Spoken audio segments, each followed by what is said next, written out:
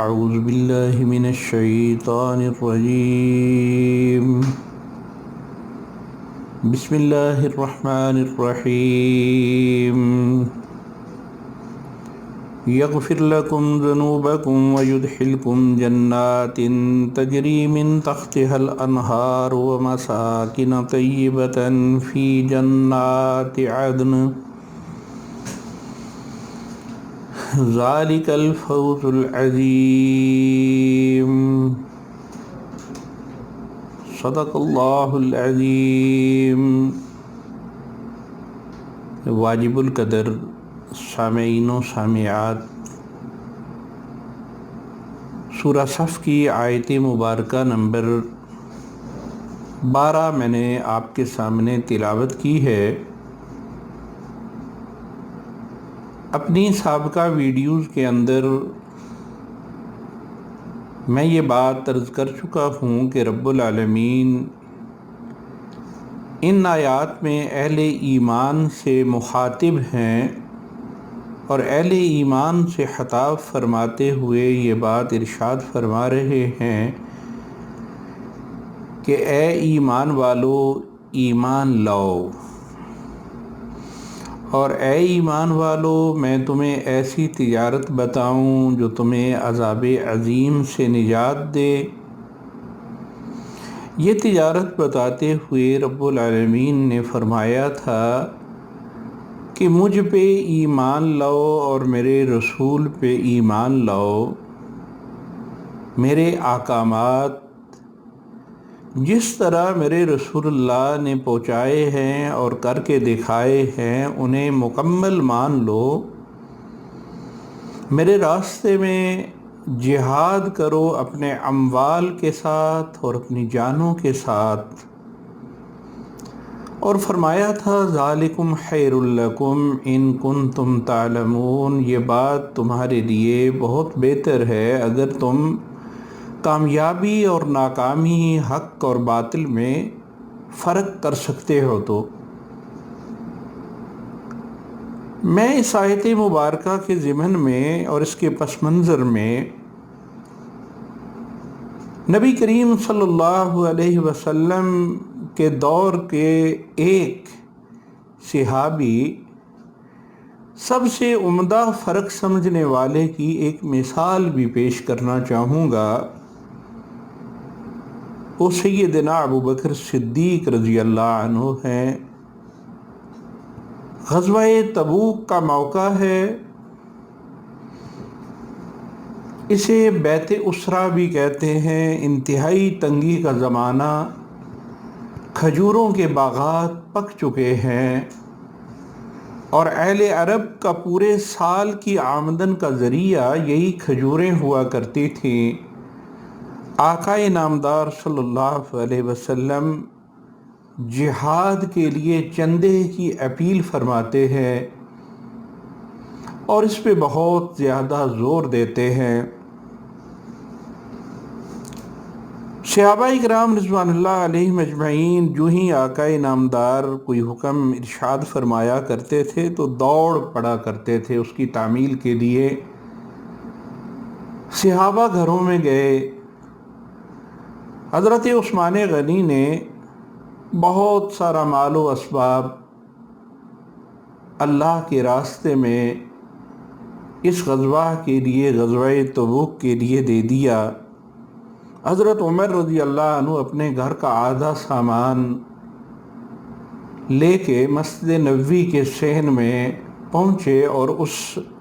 مال و اسباب کے ڈھیر پہ ڈال دیا۔ جناب عمر رضی اللہ عنہ یہ فرمایا کرتے تھے کہ اس دن میں سوچ رہا تھا کہ آج میں صدیق اکبر سے اس مال کی قربانی میں آگے نکل جاؤں گا، کیونکہ انہیں اس بات کا علم تھا کہ صدیق اکبر جو بہت بڑے تاجر تھے اپنے سارے مال و اسباب اللہ کے راستے میں خرچ کر چکے تھے۔ میں انتظار کر رہا تھا کہ صدیق اکبر آئیں اور رسول اللہ صلی اللہ علیہ وسلم ان کے تھوڑے مال کو دیکھ کے یہ ارشاد فرمائے کہ عمر آج مال کے اندر آگے نکل گیا ہے جو اس نے اللہ کے راستے میں خرچ کیا ہے۔ ادھر ابو بکر صدیق نے گھر پہنچ کے اپنے کندھے کی چادر اتاری اور اس چادر پہ گھر کے سارے اسباب کو اکٹھا کیا اور اپنی زوجہ محترمہ سے یہ بات کہی کہ اللہ کی بندی رسول اللہ صلی اللہ علیہ وسلم نے آج اتنی پرزور چندے کی اپیل کی ہے، کاش میرے پاس مال و اسباب ہوتے، میں وہ سارے اللہ کے راستے میں اللہ کے نبی کے حضور پیش کر دیتا۔ آج تو گھر میں یہ برتن ہی رہ گئے ہیں جو ہم استعمال کرتے ہیں۔ آپ نے وہ برتن اکٹھے کیے، دیواروں پہ ہاتھ مارتے ہوئے ایک سوئی دھاگا نظر آیا، اس کو اتارا، اسے اس گٹھڑی پہ ڈالا، گٹھڑی باندھی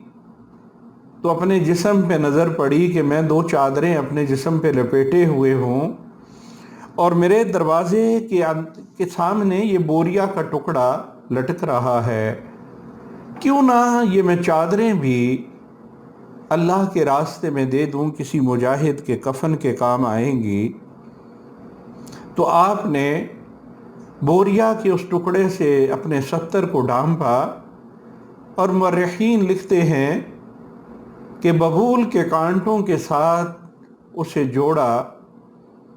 اور وہ دونوں چادریں اس گٹھڑی کے اندر ڈال کے گٹھڑی سر پہ رکھی اور مسجد نبوی کے صحن میں پہنچ گئے۔ جناب عمر نے دور سے سیدنا ابو بکر صدیق کو آتے ہوئے دیکھا تو خوش ہوئے کہ آج تو تھوڑا سا مال و اسباب لے کے آئے ہیں، آج تو میں اللہ کے راستے میں مال خرچ کرنے میں ابو بکر سے آگے نکل جاؤں گا۔ جناب ابو بکر نے وہ گٹھڑی مال و اسباب پہ ڈالی تو اسی لمحے حضرت جبرائیل امین اللہ کے نبی کے حضور تشریف لائے اور آ کے سلام عرض کیا اور یہ عرض کی کہ اے آقا نامدار صلی اللہ علیہ وسلم، اللہ نے آپ پہ سلام بھیجا ہے اور ابو بکر صدیق پہ سلام بھیجا ہے اور یہ پوچھا ہے کہ میرے محبوب کو کہنا جبریل کہ ابو بکر سے پوچھ کے دیں کہ اللہ پہ اس حال میں راضی ہیں یا نہیں۔ آقا نامدار صلی اللہ علیہ وسلم کی نظر رحمت اٹھتی ہے، جبریل کے لباس کو دیکھتے ہیں، جبریل نے جسم کو ننگا رکھتے ہوئے صرف ستر کو بوریا کے ٹکڑے کے ساتھ ڈھانپا ہوا ہے اور وہی نگاہیں ابو بکر صدیق کی طرف پھرتی ہیں۔ صدیق اور جبریل کا لباس ایک ہے۔ آقا نامدار صلی اللہ علیہ وسلم نے پوچھا جبریل یہ تو بتائیے کہ یہ کیا ماجرا ہے کہ آج آپ نے وہ لباس پہن رکھا ہے جو صدیق اکبر نے پہنا ہے۔ جبریل امین فرمانے لگے اللہ کے رسول، آج میں نے نہیں، اللہ نے صدیق کی اس خوبی سے متاثر اور خوش ہو کے سارے آج آسمانی مخلوق کو، سارے فرشتوں کو حکم دیا ہے کہ آسمانوں پہ ابو بکر صدیق کی سنت کو زندہ کیا جائے۔ اور اللہ کے نبی، میں جس سوال کو پوچھنے کے لیے آیا ہوں ابو بکر سے مجھے اس کا جواب پوچھ دیجئے۔ آقا نامدار صلی اللہ علیہ وسلم نے ابو بکر صدیق کی طرف نگاہ التفات فرمائی اور جناب ابو بکر سے پوچھا، ابو بکر اللہ سلام کہتے ہیں اور پوچھتے ہیں کہ ابو بکر اس حال میں اپنے اللہ پہ راضی ہے یا نہیں؟ ابو بکر یہ تو بتائیے گھر میں کیا چھوڑ آئے ہو؟ جناب ابو بکر صدیق نے یہ بات سنی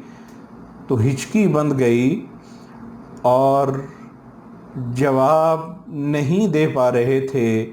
کہ آقا انعامدار صلی اللہ علیہ وسلم نے فرمایا، ابو بکر،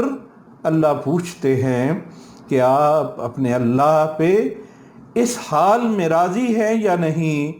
تو جناب ابو بکر صدیق فرمانے لگے، اللہ کے رسول، گھر میں اللہ کا اور اس کے رسول کا نام چھوڑ کے آیا ہوں، میرے لیے اس سے زیادہ اور کیا خوشی کی بات ہو سکتی ہے کہ اللہ نے مجھ پہ سلام بھیج کے یہ بات پوچھی ہے، میرے لیے اللہ اور اس کا رسول کافی ہے۔ یہ وہ نمونہ تھا، یہ وہ اہل ایمان کی مثال تھی جو اللہ پہ ایمان لائے تھے اور انہوں نے نیکی اور بدی، حق اور باطل کی تمیز کو سمجھا تھا۔ یہ تو میں نے ایک مثال پیش کی ہے، تاریخ اسلام صحابہ اکرام کی ایسی مثالوں سے اٹی پڑی ہے اور اس میں جا بجا صحابہ اکرام رضوان اللہ علیہم اجمعین کی قربانیاں نظر آتی ہیں۔ تو رب العالمین فرما رہے ہیں کہ اگر تم یہ عمل کرنے لگ جاؤ گے وَيَغْفِرْ لَكُمْ ذُنُوبَكُمْ، اللہ تمہیں اس تجارت سے جو پہلا منافع دیں گے تمہارے گناہوں کو معاف کر دیں گے۔ وَيُدْخِلْكُمْ جَنَّاتٍ تَجْرِي مِن تَحْتِهَا الْأَنْهَارُ، اور تمہیں داخل کریں گے ایسے باغات میں، ایسے جنات میں، جنات باغات کو کہتے ہیں، من تجری تحتها، جس کی زمین کے نیچے جاری ہیں الانہار، نہرن کی جمع انہارن ہے، نہریں جاری ہیں، ومساکن طیبتن، اور پاکیزہ گھر ہیں، فی جنات عدن، ان باغات میں ہمیشہ کے رہنے کے لیے۔ اللہ رب العزت نے یہ انعام دیا کہ ان اہل ایمان کے جو حلقہ ایمان میں داخل ہونے کے بعد اپنی عملی زندگی کو ایمان کے مطابق گزارنے میں کامیاب ہو گئے کہ اللہ نے ان کے گناہوں کو معاف کر دیا۔ آقا انعامدار صلی اللہ علیہ وسلم نے فرمایا کہ ایک بندہ جس نے پوری عمر گناہوں کے اندر بسر کی، ایمان نہیں لایا تھا، کافر تھا، جو ہی ایمان لاتا ہے تو اس کے کلمہ پڑھنے کے ساتھ ہی یہ دونوں شہادتین کے ساتھ اس کے سارے گناہ معاف ہو جاتے ہیں۔ وہ ایک نئی زندگی، پاکیزہ زندگی شروع کرتا ہے، اور اس پاکیزہ زندگی میں اس سے جو گناہ یا لغزشیں ہوتی ہیں اللہ یہ معاف فرما دیں گے۔ وَيُدْخِلْكُمْ جَنَّاتٍ تَجْرِي، اور اسے داخل کریں گے ان باغات میں۔ اور استاد محترم فرمایا کرتے تھے کہ باغات کی زمین ایسی جیسے شیشے کا فرش بچھا ہوا ہو اور اس فرش کے نیچے چلتی نہریں نظر آ رہی ہوں، ایسے جنت کی زمین ہوگی کہ نیچے دودھ کی، شرابن طہورہ کی، شہد کی، یہ ساری پانی کی یہ ساری نہریں جاری ہوں گی، اور جنتیوں کو وہ نعمتیں دی جائیں گی جو کسی کان نے سنی نہیں اور کسی دل پہ ان کا تذکرہ گزرا تک نہیں۔ یہ جنت کی نعمتوں کا ذکر احادیث مبارکہ میں بڑی وسیع وسعت کے ساتھ آیا ہے، اور قرآن حکیم میں تو یہ فرمایا کہ ایک ادنا آدمی کو جو جنت دی جائے گی اس کا عرض زمین و آسمان سے بڑا ہوگا۔ آپ غور کیجئے کہ جس ملکیت کا عرض زمین و آسمان سے بڑا ہے اس کی لمبائی کتنی ہوگی۔ یہ ایک ادنا جنتی کی جنت کا ذکر ہے، اور پھر یہ الاٹمنٹ فار ایور ہے، ہمیشہ کے لیے اس میں رہیں گے۔ اور رب العالمین نے فرمایا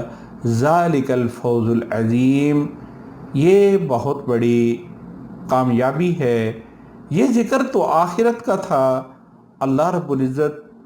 دنیا میں کیا عنایت فرمائیں گے اس کا ذکر ہم اپنی ویڈیو کے اندر، اگلی ویڈیو کے اندر کریں گے انشاءاللہ۔ اللہ رب العزت سے دعا ہے کہ وہ ہمیں قرآن حکیم کو سمجھنے اور اس پہ عمل کرنے کی توفیق عطا فرمائے۔